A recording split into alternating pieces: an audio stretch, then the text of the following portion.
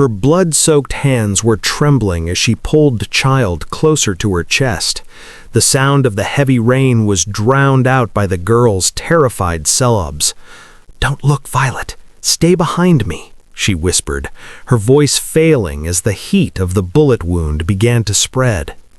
The pier fell into a haunting silence. The gunfire had stopped. Every gunman froze. But the man staring at them from the shadows was no ordinary father. He was the most feared mafia boss in the city, and what he did when he saw his invisible maid bleeding for his daughter, no one on that pier would live to forget. Stay with me until the end, because this story will shock you to the core.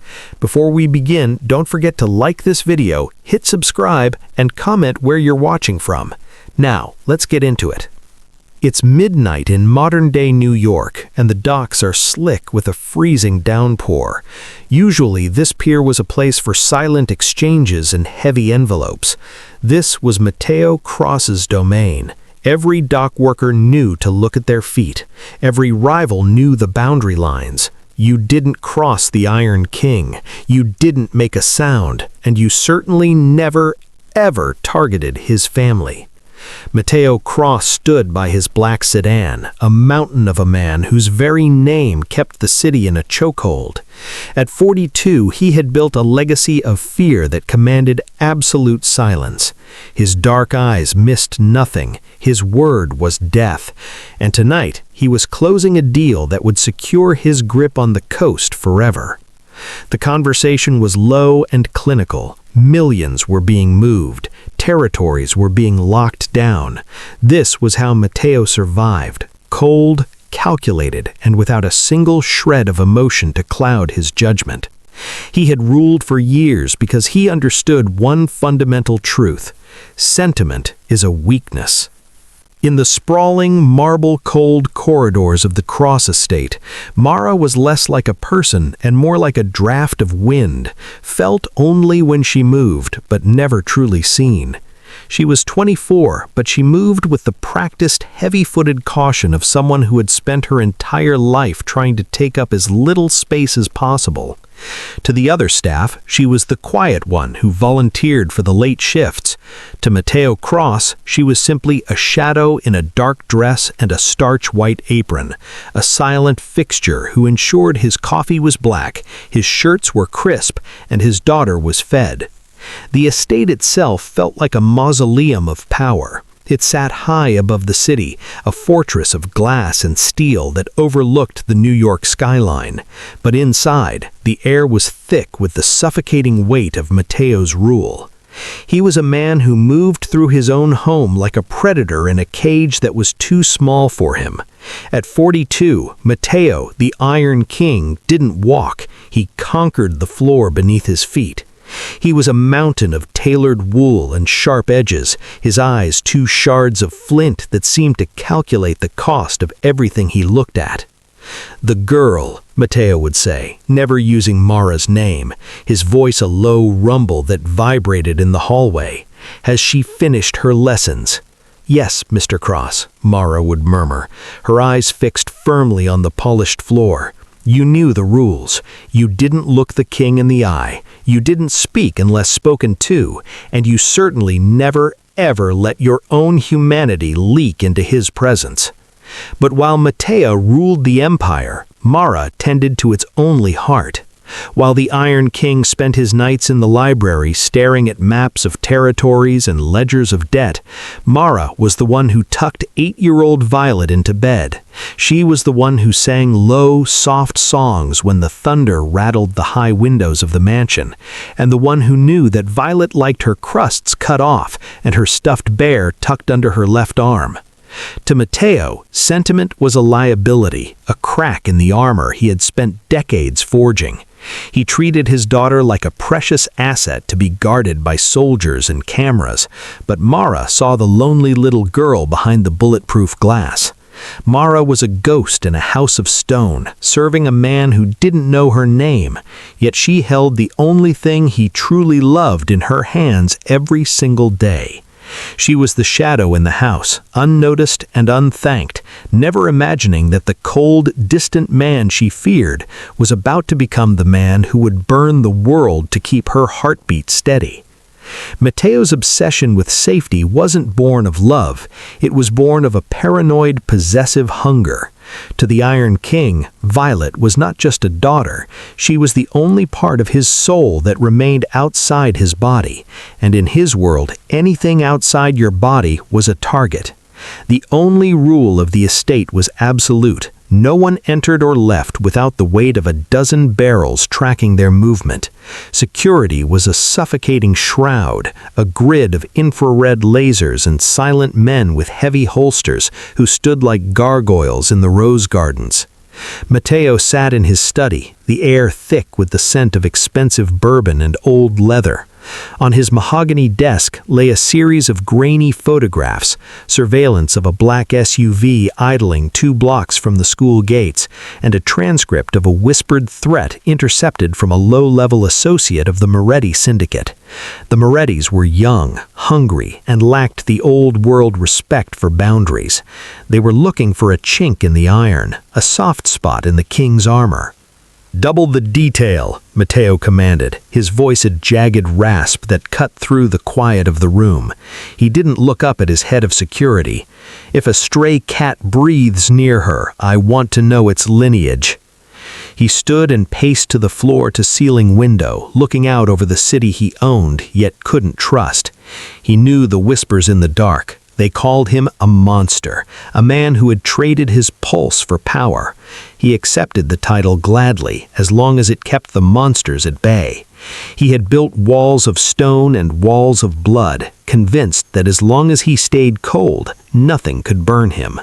In the reflection of the glass, he saw Mara pass by the open door, carrying a tray of warm milk and honey for Violet.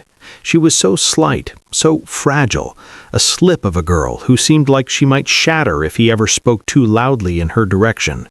He watched her for a fraction of a second longer than necessary, a brief flicker of a thought about how something so vulnerable could exist in a house built for war.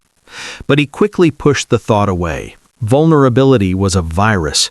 He turned back to the maps of the city, marking the pier where his next shipment would arrive. He didn't know that the Morettis were no longer watching his cars or his guards.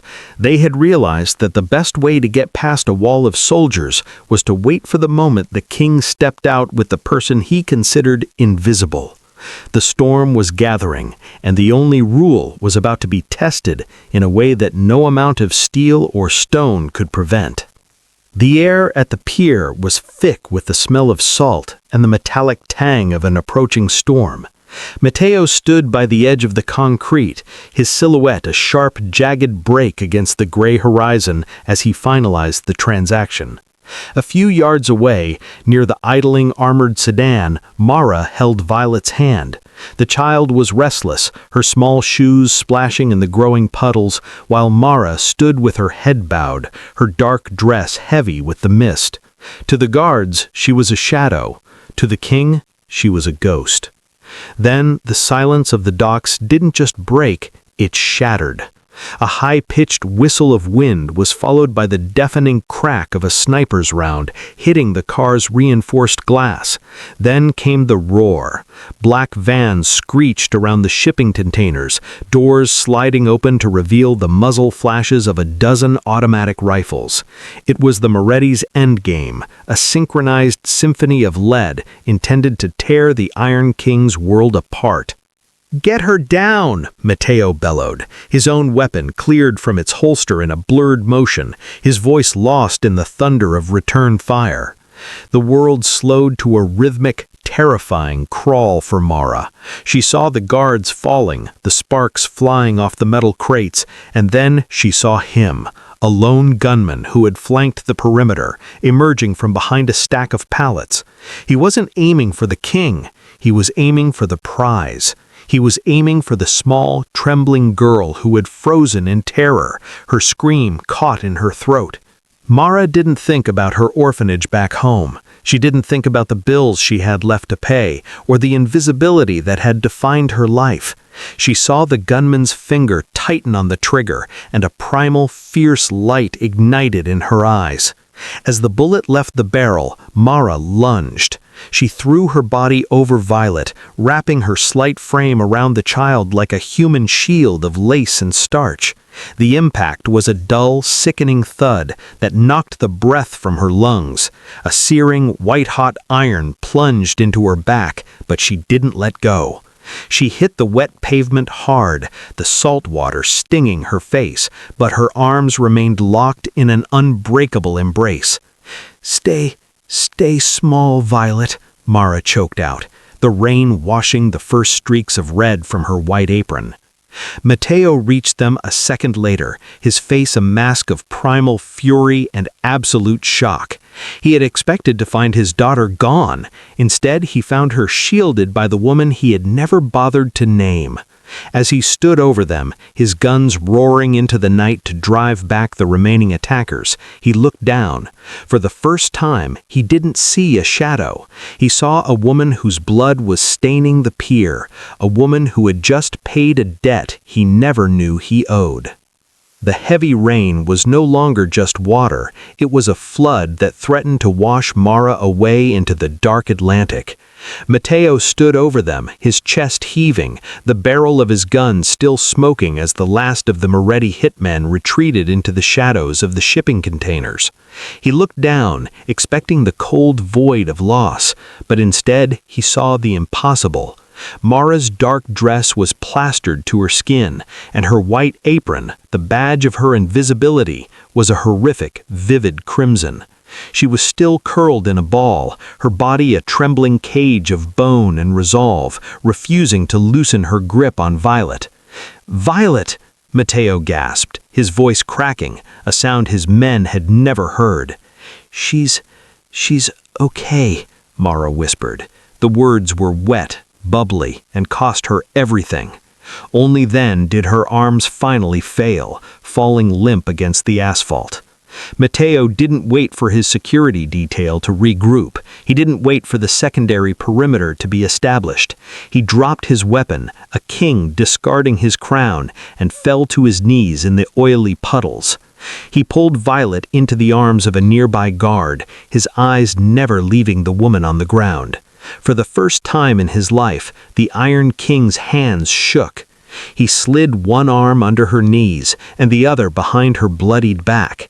She felt like nothing, a bird made of glass. "Drive!" he roared, lunging into the back of the surviving armored SUV. "If this car stops before we hit the hospital, I'll kill you myself." The ride through the city was a blur of screeching tires and panicked breathing. Mateo held her against his tailored suit, the expensive wool soaking up her heat and her life. He looked at her face, really looked at it, noticing the small scar on her temple and the way her eyelashes fluttered against her pale skin. He felt a sickening lurch in his chest. He had lived his life by the rule that everyone was expendable, but as Mara's head slumped against his shoulder, he realized he was holding a debt he could never repay. When they fishtailed into the emergency bay of his private clinic, the doors were already swinging open. Mateo didn't wait for a gurney. He jumped from the moving vehicle, carrying her like a shattered treasure. The staff froze at the sight of the city's most dangerous man, drenched in rain and gore, his eyes wild with a terrifying, vulnerable desperation. "Save her!" Mateo's voice thundered through the sterile white halls, a primal command that silenced the heart monitors. "If she dies, this city burns. Get a surgeon, now." He was forced to let go as the nurses swarmed, whisking the ghost of his house into the bright, cold light of the trauma room. Mateo stood in the center of the hallway, his hands stained red, his knees finally buckling as he collapsed into a plastic chair. The Iron King was gone. In his place was a man covered in a servant's blood, waiting for a miracle he didn't deserve. The silence of the mansion was different now. It was no longer the calculated quiet of an empire. It was the sterile, suffocating hush of a tomb. Matteo sat in his leather chair, the amber liquid in his glass untouched.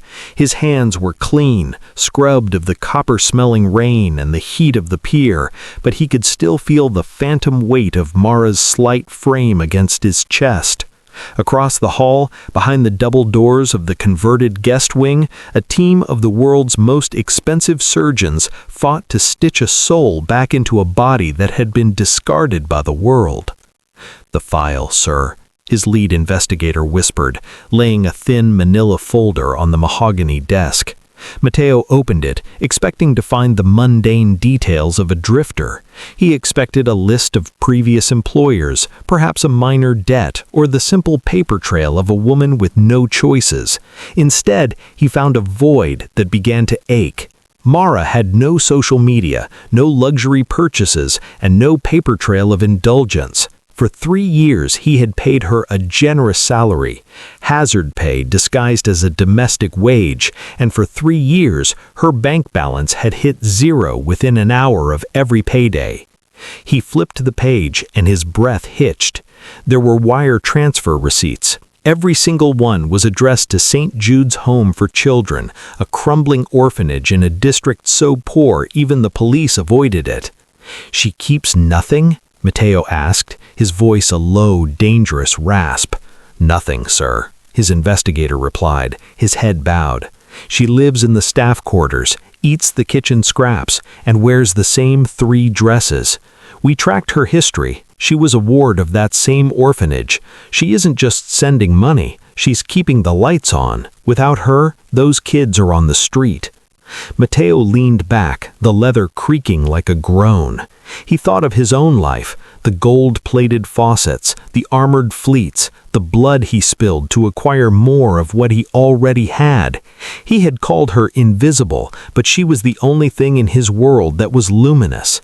She wasn't just a maid, she was a savior who had been hiding in his shadows, protecting children he didn't care about, while he was busy protecting territories that didn't matter.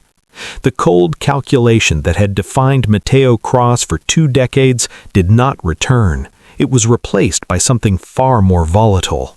He stood in the armory of his estate, the fluorescent lights reflecting off the steel as he checked the slide on a custom handgun. He was no longer wearing the tailored wool of a businessman. He was dressed in tactical black, his movements possessing a jagged, frantic precision. He had spent years telling himself that people were assets, but as he looked at the blood-stained white apron he had retrieved from the trauma room floor, he knew he was a liar. "The Moretti warehouse on 4th, Matteo said, his voice a ghost of a snarl. "Burn it. I don't want a single brick standing by dawn." When he arrived at the industrial district, the air was already thick with the smell of gasoline and fear. His men had moved like a tidal wave, silencing the perimeter guards with the efficiency of a reaping. Matteo stepped through the shattered glass of the main office, his boots crunching over the wreckage. In the center of the warehouse floor, surrounded by crates of illicit cargo, the Moretti's lead enforcer lay gasping, pinned by the weight of the Iron King's boot.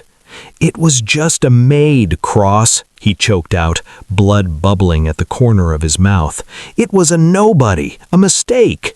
Matteo leaned down, his face inches from the man's terrified eyes.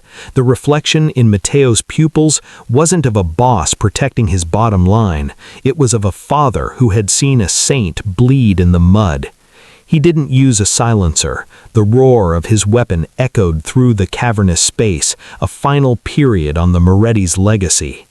He didn't stop there. He took a canister of accelerant and personally poured it over the ledgers, the heroin, and the stacks of dirty cash. As the first orange flames began to lick the ceiling, Matteo pulled a spray paint can from his vest.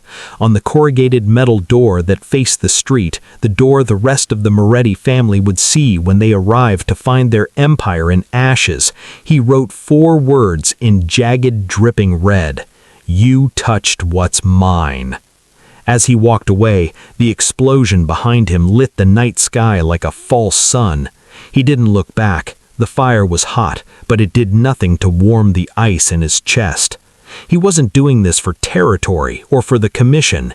He was doing this for the girl who sent her paychecks to an orphanage. He was doing this because the Morettis had tried to kill a ghost, and in doing so, they had awakened a demon. By the time the sirens reached the pier, the Iron King was already headed back to the one room in his house where the light was still on, praying that for once his power was enough to keep a soul from drifting away. The first thing Mara felt was the weight of the air. It was too clean, too still, scented with the faint, expensive aroma of sandalwood and rain. Her consciousness returned in fragments. The biting cold of the pier, the thunder of gunfire, and the searing heat in her back that had eventually faded into a heavy, drug-induced fog. When she finally forced her eyelids open, the light didn't sting. It was soft and golden, filtered through heavy velvet curtains that blocked out the harshness of the world. She tried to bolt upright, a spike of instinctive panic blooming in her chest. Where was Violet? Was the floor clean? Had she slept past her shift? But the movement triggered a sharp, tethered ache in her side, and a soft moan escaped her lips. "Careful," a voice rumbled. It was low, vibrating through the room with a gravity that pinned her to the silk pillows. Mara's breath hitched as she realized she wasn't in the staff quarters. She was lying in a bed larger than her entire room back at the orphanage, wrapped in sheets that felt like liquid silver. Her eyes darted to the side, and her heart nearly stopped. Mateo Cross sat in a high-backed armchair pulled close to the bed. The Iron King looked different. The sharp, predatory edge of his suit was gone, replaced by a simple black sweater with the sleeves pushed back, revealing the dark ink of tattoos that spiraled up his forearms. He wasn't looking at her yet. His head was bent over a large, colorful book, his finger tracing the words on the page. Tucked into the crook of his arm, safe and whole, was Violet. The little girl was fast asleep, her breathing rhythmic and peaceful, her small hand clutching the hem of her father's sleeve. "The knight stood before the dragon," Mateo read quietly, his voice a sandpaper caress. "Not because he wanted to fight, but because the kingdom behind him was worth the fire." He closed the book with a soft thud and finally looked up. Mara froze. She expected the cold indifference of a master or the burning fury of a man whose life had been inconvenienced. Instead, she saw something in his dark eyes that she couldn't name, a raw, terrifyingly deep respect that made her feel more seen than she had ever felt in her life. "You're in my room, Mara," the use of her name sounding like a vow. "The doctors wanted to move you to a ward. I told them I'd bury them if they tried." "Mr. Cross, the child?" she whispered, her throat dry and raspy. "She's safe, because of you." Mateo leaned forward, his gaze intense enough to burn. "For 3 years I walked past you like you were a shadow. I was the blind one, but from this moment on, no one in this city will ever look past you again. You aren't a servant anymore, Mara. You are the woman who saved the Cross legacy, and I protect what is mine." 3 days later, the golden light of the master suite was interrupted by the heavy rhythmic thud of combat boots in the hallway. Mara was propped up against a mountain of pillows, her strength returning in slow, agonizing increments. Violet had just been whisked away by a nanny for her lessons, leaving the room in a heavy silence that felt like the indrawn breath before a scream. The door pushed open. Mateo entered first, his face a mask of cold, unyielding granite. Behind him, 2 of his largest enforcers dragged a man whose spirit had clearly been broken long before he reached this room. He was battered, his expensive tactical gear shredded, his eyes darting around the opulent suite with the frantic desperation of a tracked animal. This was the man from the pier, the man who had aimed a rifle at a child and found a maid instead. The guards forced the hitman to his knees at the foot of Mara's bed. The contrast was jarring, the fragile woman in white silk and the trembling killer in the shadow of the Iron King. He was the one, Matteo said, his voice dropping into a register that made the glass carafes on the nightstand vibrate. He stepped toward Mara, his hand resting on the carved bedpost. "In my world, Mara, blood is the only currency that settles a debt. He tried to take everything from me. He tried to take you. I've spent my life making these choices, but today, the choice is yours. Do I end him here? Do I send him to the docks in a crate? Or do you want to pull the trigger yourself?" The hitman began to sob, a pathetic, wet sound that filled the room. Mara looked at the gun, then at the man's shaking shoulders, and finally up at Matteo. She saw the monster he was, the protector he had become, and the dark path he was offering her. She thought of the orphanage, of the children who slept soundly because of the peace she tried to build, and she thought of the bullet that nearly ended her story. She didn't reach for the steel. Instead, she reached out and placed her pale, thin hand over Matteo's knuckles, gently pushing the weapon down. "I didn't jump in front of that bullet so that I could become like him," she said, her voice small but steady as a heartbeat. "If you kill him for me, his blood is on my hands too. Send him to the police. Let him live with the fact that a nobody was the one who broke his world." Matteo stared at her for a long, localized eternity. A flicker of something, perhaps disappointment, but mostly awe, crossed his features. He signaled to his men, who hauled the sobbing man away. As the door clicked shut, Matteo turned back to her, his gaze softening into something dangerously close to devotion. "You truly are the only thing in this house that isn't broken," he murmured, realizing that her mercy was a power far greater than his violence. The rain still fell over New York, but tonight it didn't feel like a shroud. From the penthouse balcony of the Cross Estate, the city lights sparkled like a carpet of fallen stars. Inside, the mansion was no longer a mausoleum of cold marble and hushed secrets. It was a home. The heavy, suffocating silence had been replaced by the sound of a piano playing softly in the drawing room, and the distant, joyful laughter of a child who no longer knew what it felt like to be afraid. Mara stood by the floor-to-ceiling windows, draped in a gown of midnight silk that flowed around her like water. There was no white apron, no dark, shapeless dress, and no bowed head. The scar on her back still pulled slightly when the weather turned cold, a permanent map of the night she chose love over survival. But she wore it with the pride of a soldier. She was no longer the shadow in the hallway. She was the light that the Iron King used to find his way home. A heavy, familiar warmth settled against her back as Matteo stepped up behind her. He didn't move with the jagged tension of a predator anymore. His touch was certain, his hands, once used only for destruction, resting gently on her waist. He wore the same tailored suits, but the man inside them had been dismantled and rebuilt by the woman he had once failed to notice.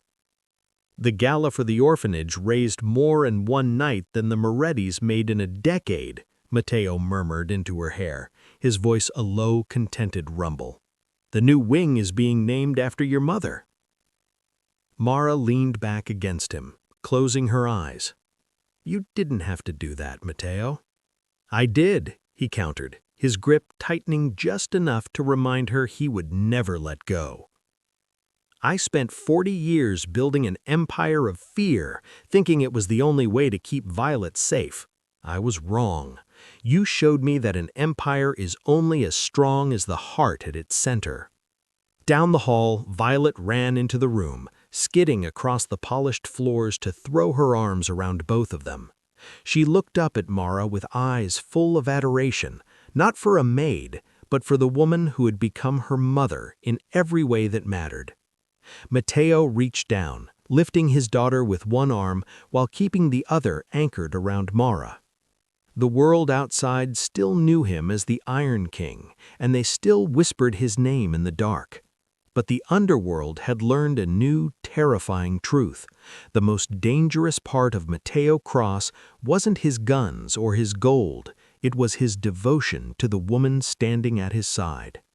Mara had stepped in front of a bullet to save a princess, and in doing so, she had conquered a king. She was no longer a servant of the house, she was the heart of the empire, the new queen who had turned a monster into a protector and a house of stone into a sanctuary. "You truly are the only thing in this house that isn't broken," he murmured, realizing that her mercy was a power far greater than his violence. The rain still fell over New York, but tonight it didn't feel like a shroud. From the penthouse balcony of the Cross estate, the city lights sparkled like a carpet of fallen stars. Inside, the mansion was no longer a mausoleum of cold marble and hushed secrets. It was a home. The heavy, suffocating silence had been replaced by the sound of a piano playing softly in the drawing room, and the distant, joyful laughter of a child who no longer knew what it felt like to be afraid. Mara stood by the floor-to-ceiling windows, draped in a gown of midnight silk that flowed around her like water. There was no white apron, no dark, shapeless dress, and no bowed head. The scar on her back still pulled slightly when the weather turned cold, a permanent map of the night she chose love over survival. But she wore it with the pride of a soldier. She was no longer the shadow in the hallway, she was the light that the Iron King used to find his way home. A heavy, familiar warmth settled against her back as Mateo stepped up behind her. He didn't move with the jagged tension of a predator anymore. His touch was certain, his hands, once used only for destruction, resting gently on her waist. He wore the same tailored suits, but the man inside them had been dismantled and rebuilt by the woman he had once failed to notice. The gala for the orphanage raised more in one night than the Morettis made in a decade, Mateo murmured into her hair, his voice a low, contented rumble. "The new wing is being named after your mother."